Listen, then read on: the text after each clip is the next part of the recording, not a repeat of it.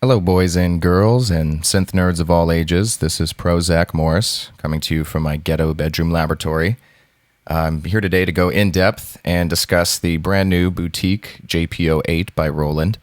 It's famously known already. There's a lot of buzz around this thing, so I thought before Nick Bat comes through and gives us a sonic state review that we're all pining for, I'd go in depth about this thing. I consider myself to be kind of the person that they're marketing this towards, being a contemporary young adult urbanite in Los Angeles, making electronic, beat-driven, spacey hip-hop instrumental music, and synth nerd in general. So, yeah, today I got it balancing here. It's a synth module. They come with keys. I didn't feel the need to get them. I have enough MIDI keys here to control it, but yeah, it comes very well built. It's rather heavy, metal front panel here, and you've got the mini jacks in the back. I'm not going to flip it around. I'm sure you've all looked at the back and other pictures and reviews and whatnot.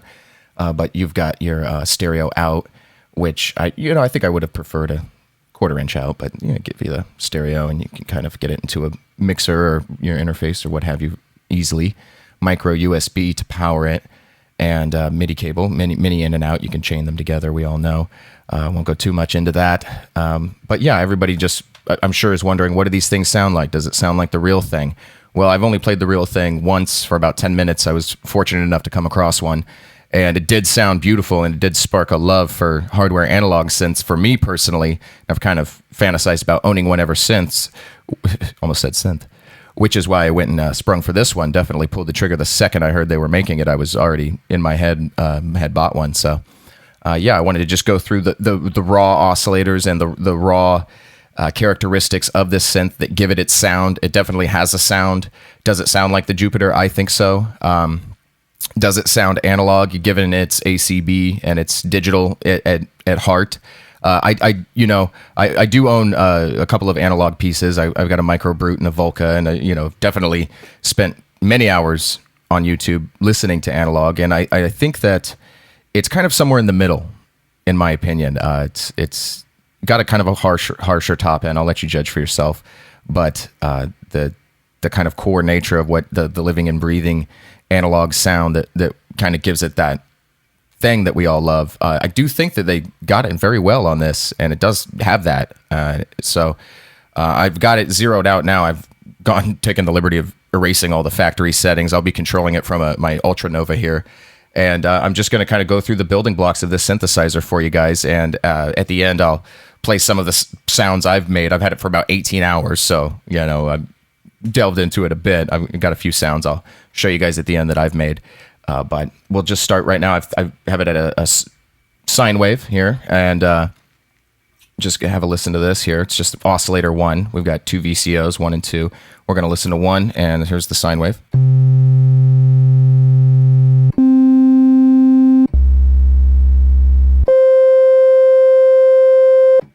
It is very rich. You'll notice it's very fizzy, has kind of a top end to it that you do definitely not hear from your run-of-the-mill digital analog modeled synthesizers. I don't want to name any names, but sometimes they can be very non-existent sounding, the sine wave and the triangle wave alike. But this sine wave, I really like. It's just raw texture.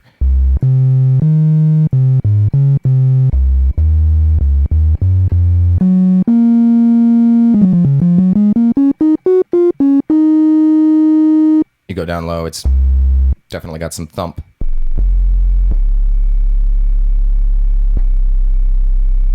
And you hear that fizzy rattle that, a lot of sine waves, like if you were looking for that kind of just low energy type of sine wave, perhaps you'd have to roll off some cutoff on this to get there, because it has a presence, it has a harmonic presence just without anything added to it. And that's definitely what you're looking for. If you're looking for a Jupiter sound, I guess I would attribute that to the original.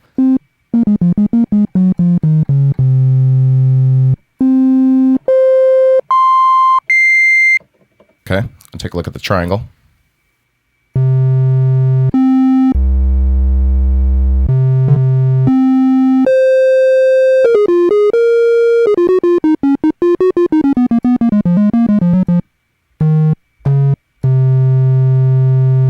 Very nice sounding. Got a similar fizz to it.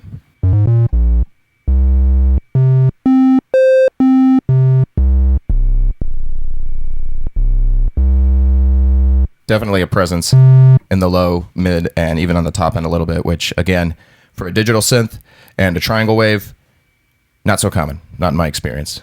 Love that. Next, we're going to take a look. Go back to 16 feet. We're going to take a look at the saw wave.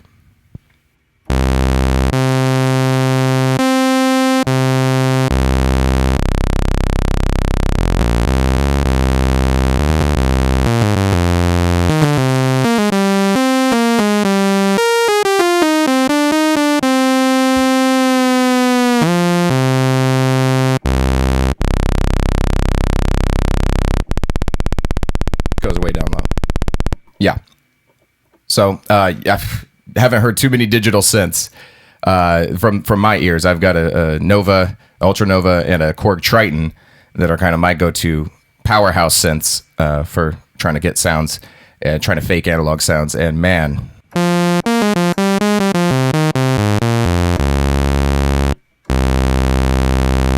there's just a presence and kind of a rattle to that you don't necessarily hear off the raw oscillators of a digital synth, in my experience, to my ears. Now, I attribute this to their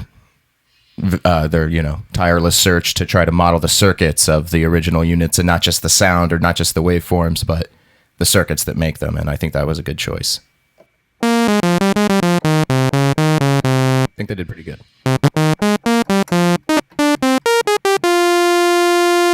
Take a look at the pulse wave.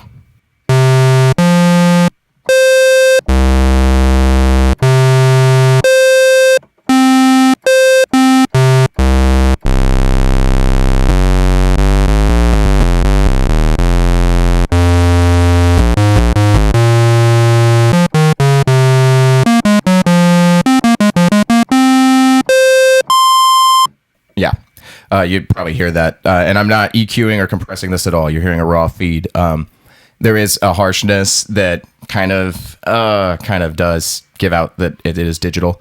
But again, if you know what you're doing, you can kind of smooth that out in the mix and apply the right techniques and get even more of an analog-esque sound than what comes naturally out of this thing. I just want everybody to hear what this thing just sounds like uncovered in the flesh. Now the pulse wave, also, pretty much we were listening to a square wave, so I won't bother to show you that because the square wave sounds identical, unless you're, of course, modulating the pulse width, which this does give you the liberty to do. It is rather steppy, as we're looking at the knobs here and faders. They are pretty small, they're micro, and there's not a lot of throw, and that's a lot of people's complaint. But the way I feel about it, this is not something you're going to take live and get your Skrillex on with and just, put on a show for everybody of how fast you can flip stuff rhythmically. This is a synthesizer to get a sound that it's such a good sound. It's such a rich sound that you're just going to leave it alone. I mean, there's enough modeling capabilities where you can create that movement. You're not going to need to fiddle with it. And this is, to give you that. So anyways, it's a tangent.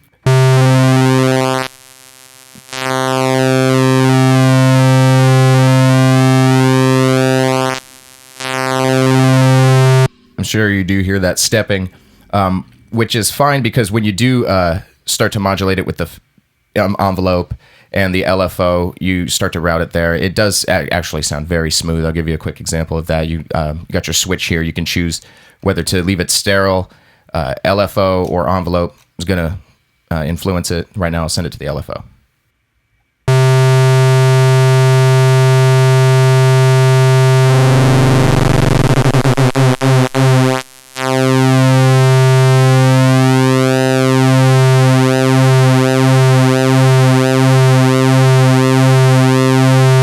Nice, right?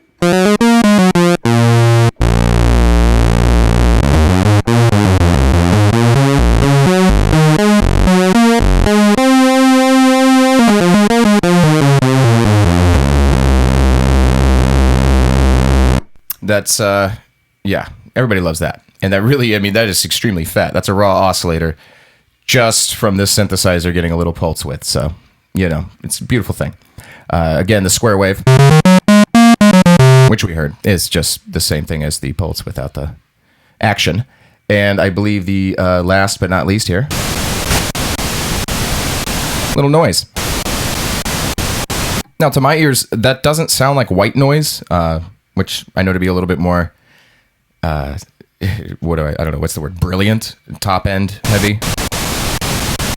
Sounds a little like pink noise. I don't know for sure. It just says noise on the manual, which, by the way, a wonderful little piece of paper here. But yeah, awesome that they put it there, right? It does sound good, combined with Oscillator 2, which we'll go to now. Has the same settings just about as the first. We've got a sine wave here to start things off.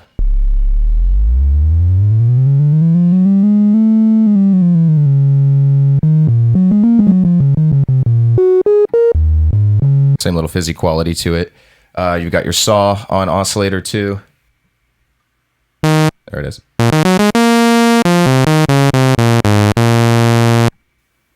Pulse as well.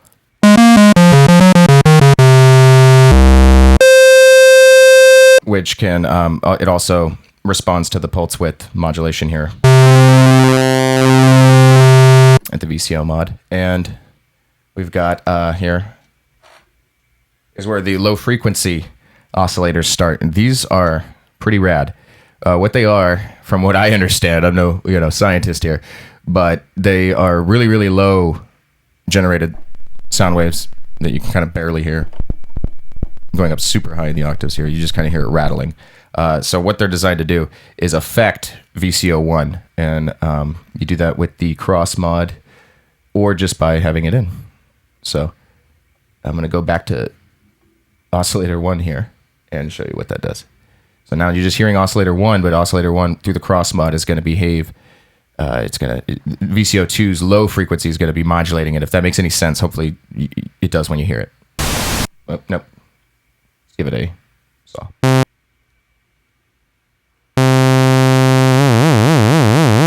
So it's set on the sine wave now.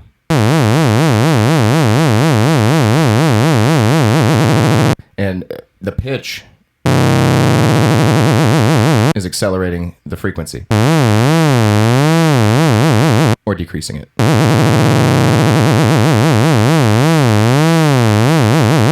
Pretty rad. So you don't have to use your LFO necessarily if you're just looking for a one voice sound to cut through, like a lead sound or a bass sound. You can take advantage of that to get a little LFO action on your pitch. Maybe not that much, but take it down here.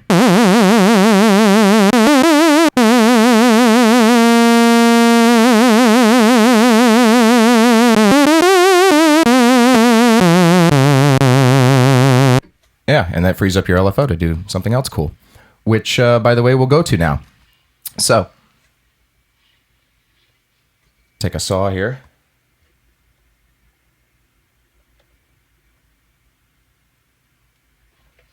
And show you here. You can now the should touch on these faders. They're small, and what it does is it kind of is difficult to find a sweet spot. Rather, if you're just looking for a taste of modulation and not a full blown sci-fi effect amounts worth. So you do have to kind of tinker with it to find those spots, but they're there. And I think that's kind of the limitations of the synthesizer are granted. It costs me $400 here in the good old US of A. So granted that unless you have $10,000 lying around to spend on a synthesizer, you're not going to have a real Jupiter. And this really is as close as you can get to the sound of one that I've figured out so far. So, ahoy matey. This is the LFO.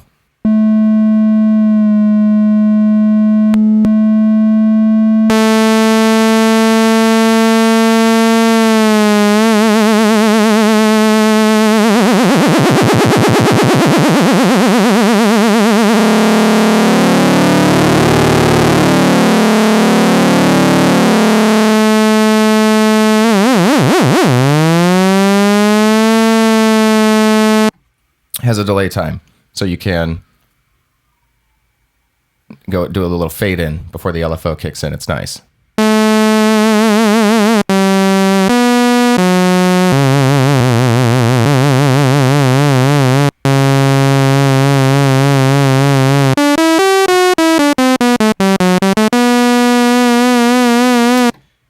On the side of the synth, you have ribbon controllers. One does the pitch bend, one does a modulation. I'm having a little trouble kind of figuring out how to get this modulation one to do what I want it to do. But from what I understand, it is if you hold it down and wiggle the LFO, I think that is making it respond somewhat, increasing it as you lift. So I've got my keyboard over here. It does definitely pick up on that when you've got a MIDI plugged in. Your keyboard will just, sync right up. So yeah, I do hear it. It does increase the modulation, not dramatically. I'd like to find out how to get that to crank it a little bit more when you lift up that wheel. But yeah, in due time, I hope. So yeah, that's the LFO. You've got several waves here to choose from, which is awesome.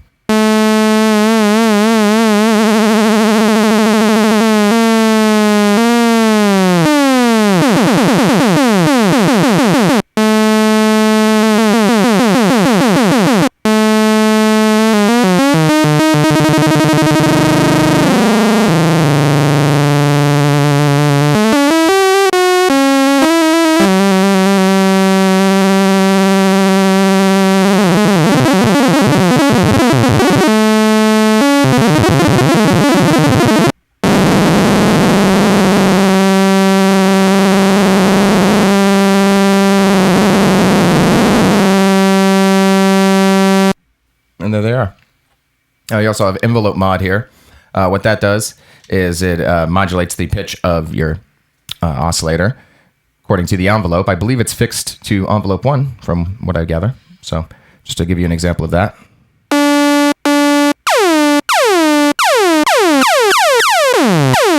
Laser sounds are very easy to get to.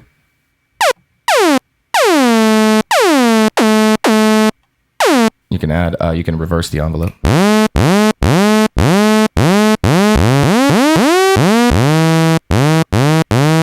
Get a kind of a brass sound.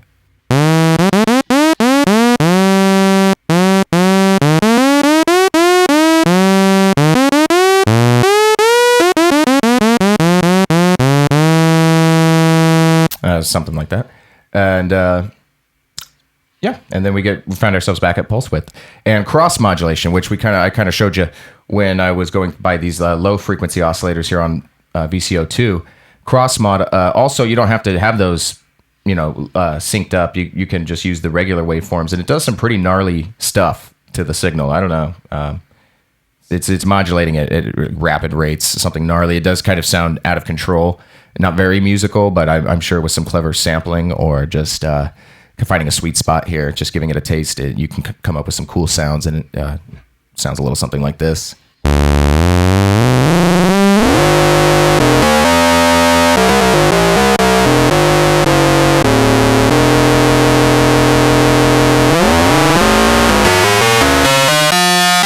That's where it gets out of control, but still cool.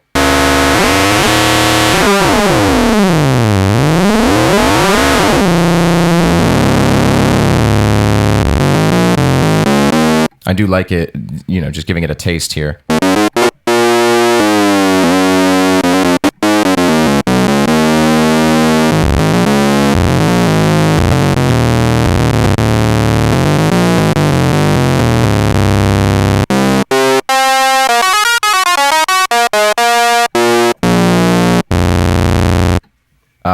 Also, the last little treat here, obviously, the JP-08 makes great sync sounds, those kind of vocal, throaty, distorted sort of sounds. And so I'll show you a little bit of that, how you can get to that. There's a sync switch here between the two oscillators, and it sounds pretty cool too.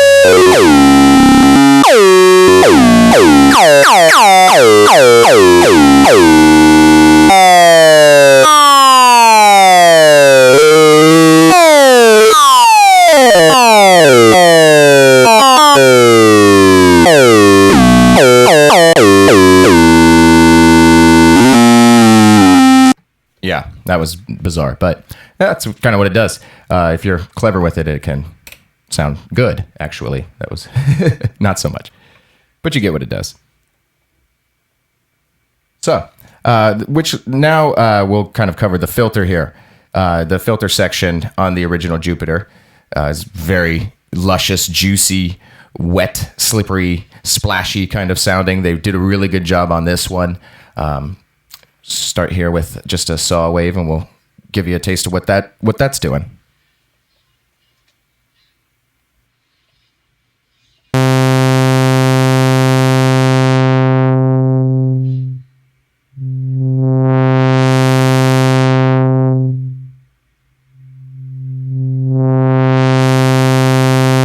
And again, because of the throw of these little faders here, you do hear the stepping.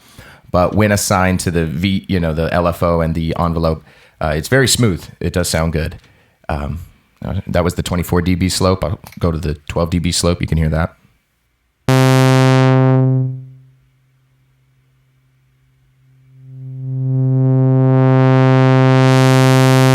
To give you an idea what the high pass does.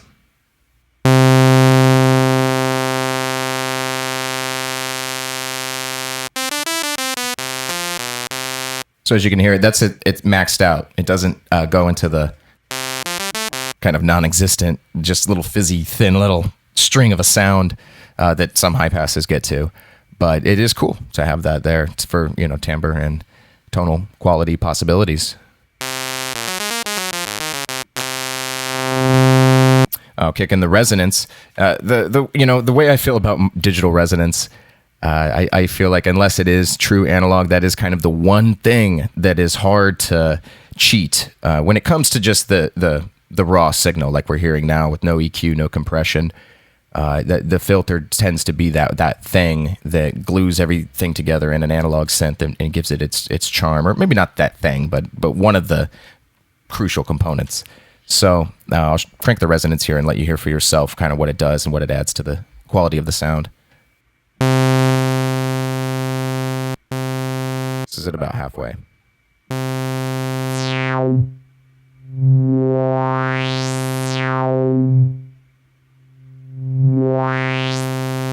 I'll go full blast.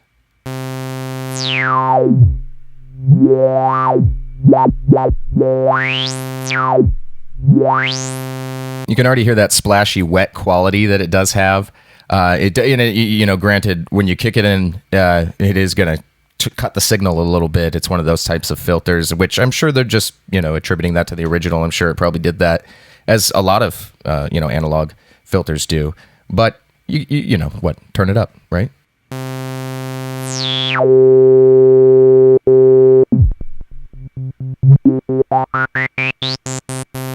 So that's the 12 dB. We'll hear it at 24 dB quickly.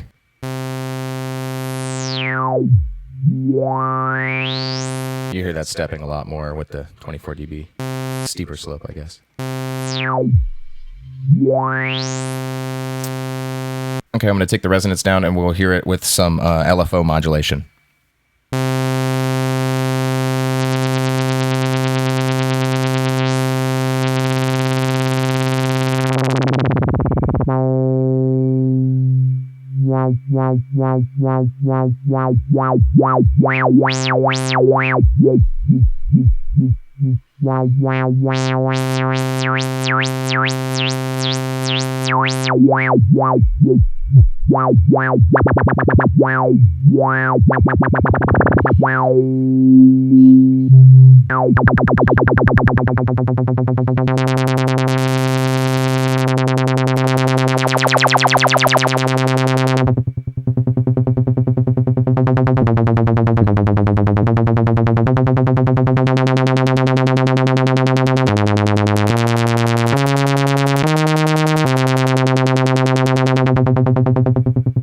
Sounds pretty good.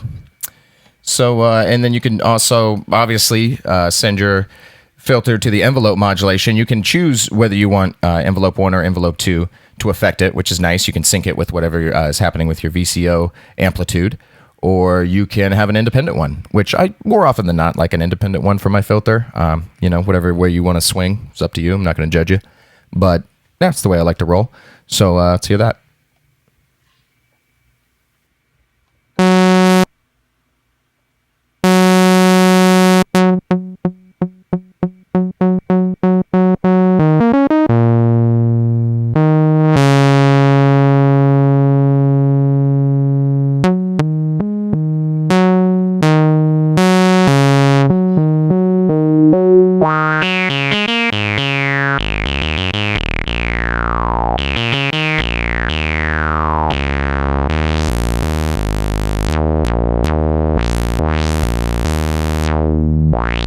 So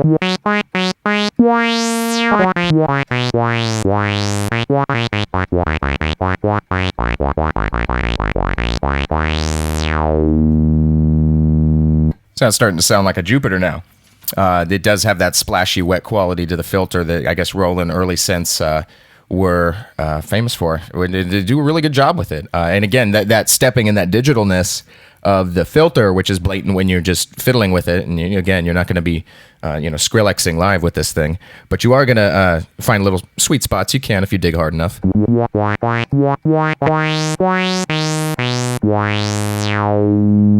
you get you get some interesting stuff. Now, I guess we've made it here to the envelope section. Oh, I guess key follow quickly. Everybody knows what that does. It opens up the filter the higher the keys go. So when you crank that up, the filter is going to be opened, accordingly. I'm not sure the slope that it's set at, but it opens up more the higher the key goes. So that way your higher notes don't get lost in the low pass filter, cutting out their frequencies that are kind of giving them their time to shine. So I'll show you that quickly.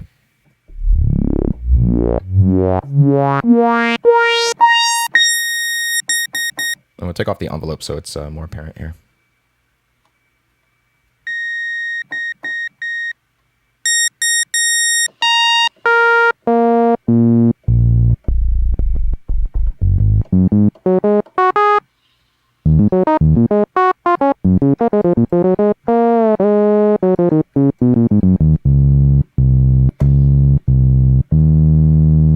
So you hear that it's opening up a little bit more. So you get some nice animated kind of arpeggios and sequences, which this thing does have a sequencer. We'll dip into. So you can you take that, use that to your advantage. Key follow, and apparently that is a huge component of the JP-08's original sound. I don't know if it was one of the earliest synths of its time to have that accessible feature, or if it just happened to sound so sweet on the architecture of the way it's built, but. Yeah, I enjoy it. It does sound good. So we've got a VCA section here, which is very kind of minimal, just your overall level, which when you're getting this might confuse you a little bit. You'll be wondering, why can't I get sound out of this thing? And there's this little level knob that you have to have up. So you figure that out. And there's an LFO mod for the amplitude, which is pretty cool. It is kind of aggressive and it's fixed. So you've got a 1, 2, 3 setting that kicks in very apparent already, so you can't get too subtle with it, which I like to do with amplitude LFOs, but it's okay. I guess maybe that's in light of the original. I'm not sure. Again, I don't own one, but I'll show you what that sounds like.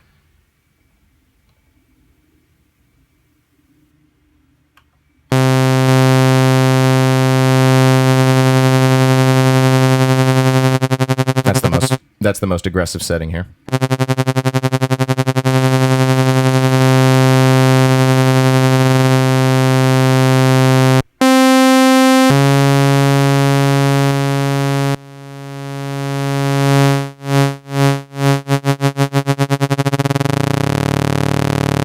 And if you take the LFO into the audio range, it does sound kind of cool.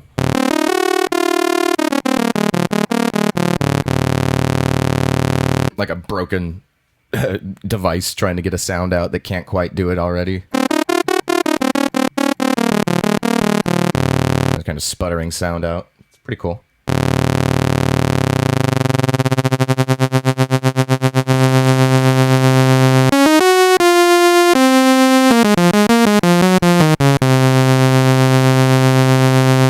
Okay, that's LFO amplitude mod. Now we've taken a look at envelope 1 here when we assigned it to the filter, but envelope 2 is fixed to the amplitude of your signal. Envelope 1 can be reversed also. I didn't really go into that. I'm sure you're all familiar with what a reverse envelope is and the way you can benefit from it. It can make your life better. But envelope 2 is fixed to the amplitude of the signal, so you can use that to sculpt your overall it's ADSR of the sound. And I guess it would be a good time to mention that the envelopes as well kind of fall short of the glory of God a little bit as far as the original is concerned. I remember the original having rather snappy envelopes, which analog envelopes probably inherently are a little bit more snappy and present and transient prone. But given that this is just the raw signal, I'm not adding any compression. I think that could probably be, made up for at a different stage or just in the recording stage. Yeah, add some release to that. And we'll start to get into the polyphony of this machine. It has a 4-voice polyphony.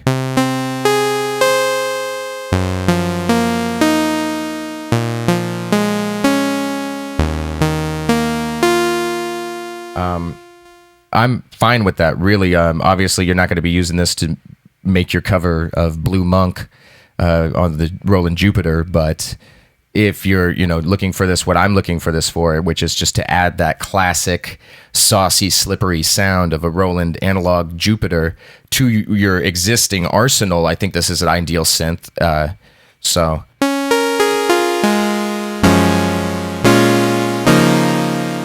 I do notice when playing the 4 voices of polyphony, the oscillators kind of phase with each other in an interesting way. Again, I attribute this to maybe the way that the original sounded, or, maybe ones that are not as calibrated maybe don't do that as much. They sound more dissonant. But it does have a very tight tuning or just a calibration sounding phase going on. And I haven't added any phase to it. But again, I assume that that's a part of the inherent nature of the original, and that's why they made it sound like that. But it is cool. And that's just one oscillator hearing. We're bringing the second now.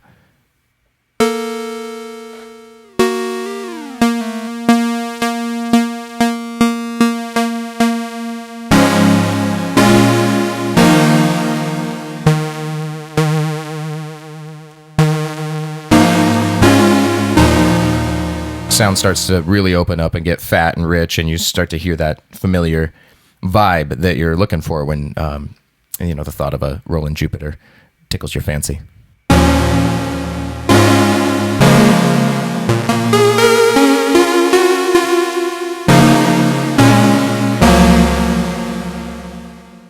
And I'm probably playing with more than 4 fingers, but force of habit, I guess. Whichever ones want to make it through. And you do hear a choke happen. A lot of people are complaining about the 4-voice thing with this particular synth. Granted that the original was 8-voice, but my argument to that is that it costs $400, which if you're a starving artist like myself is just barely within your budget to where you get your hands on one, as opposed to the $10,000 it would probably cost you, which I'm sure somebody will correct me on that. But if you live in Los Angeles like I do, and you're trying to get one shipped from wherever, I don't think it would be cheap. This, however, was just barely acquirable for me. So I think that in light of that argument, if you want more than 4 voices, if you want to blast some really powerhouse chords with this thing, just use the magical power of overdubbing. Or if you really, really want to go above and beyond, I've got a microbrew. It's an analog mono synth.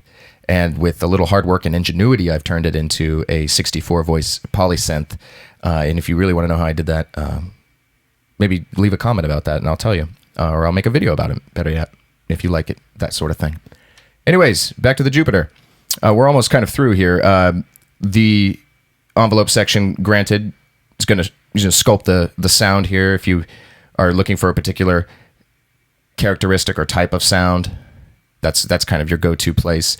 These 2 envelopes in conjunction can do some really wonderful stuff together.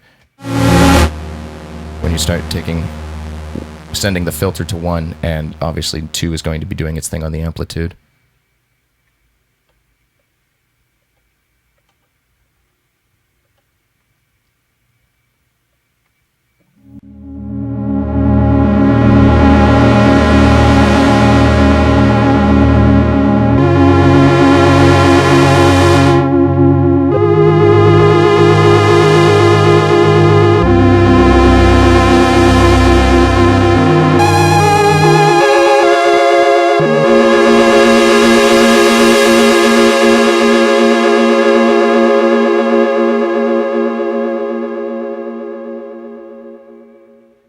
Now, that's the Jupiter pretty much in a nutshell. There's a delay built in. I guess I'll go over that quickly. It it sounds pretty good. I like delays in synths, really. If you're like me and you've kind of been stuck in the computer world or the laptop world for several years, and you're just beginning to venture outside of that and get into hardware, I find that hardware delays tend to be a little bit more chunky and easy to hear in a mix. And the plug-in digital ones, even if the hardware one's digital, it just kind of sticks out more. And the plug-in ones get lost strangely, and you have to. I have to end up finding myself EQing them and compressing them and just doing all kinds of crap to them to try to get them to just poke through and be how I want them to sound. And the ones that are built into synthesizers, though they are quite bulky, typically they're easier to hear, and I like that, I guess. So yeah, show you the delay quickly.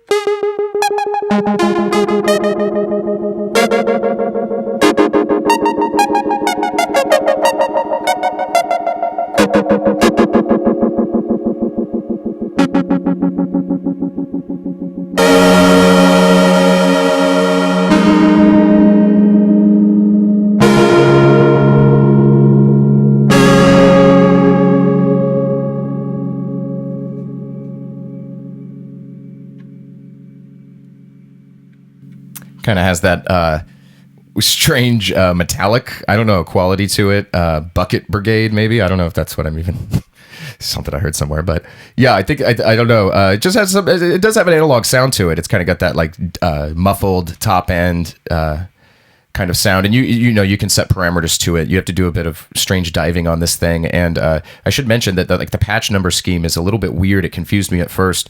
It's numbered 11 through 88 to go through the sounds that you store or the presets that are on this thing that you're going to go through one by one and erase if you're doing your thing. But there's no 0 and there's no 9, and that can get confusing. And I'll let you kind of just figure that out, the fun of that out for yourself if you end up getting this thing. So the last thing I'll show you quickly is the sequencer on this thing, and it's exciting. It's a little step sequencer. You pull it up like that. And I think I have a little pattern here set already, so I'll just kind of let it rip and show you what it does quickly. And I'm sure you're all familiar with step sequencers. You hold down the button and hit the note that you want it to assign to that part of the step.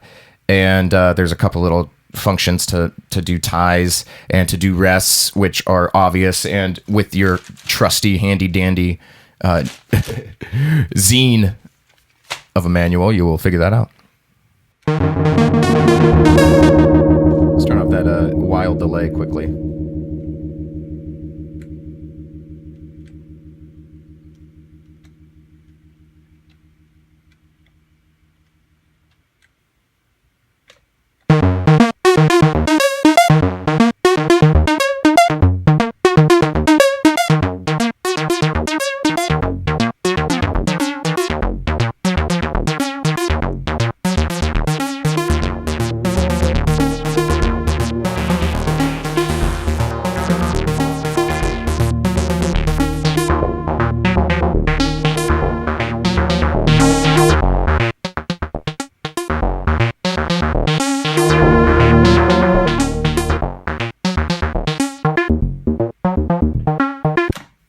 Oh yeah, the fun of sequencing. And yeah, that thing can definitely be clocked. It's very easy to clock this thing, as a matter of fact. I found that just sending the MIDI out of the arpeggio through the Nova, this thing immediately reads the clock of that, which is quite nice.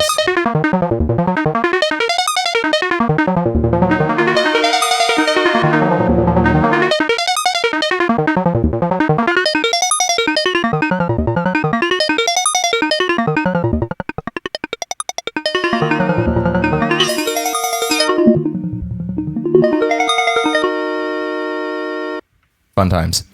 So that's it. That's my review of the Roland JP-08. If you guys liked it, I've got some other synths here. I'd be happy to review them.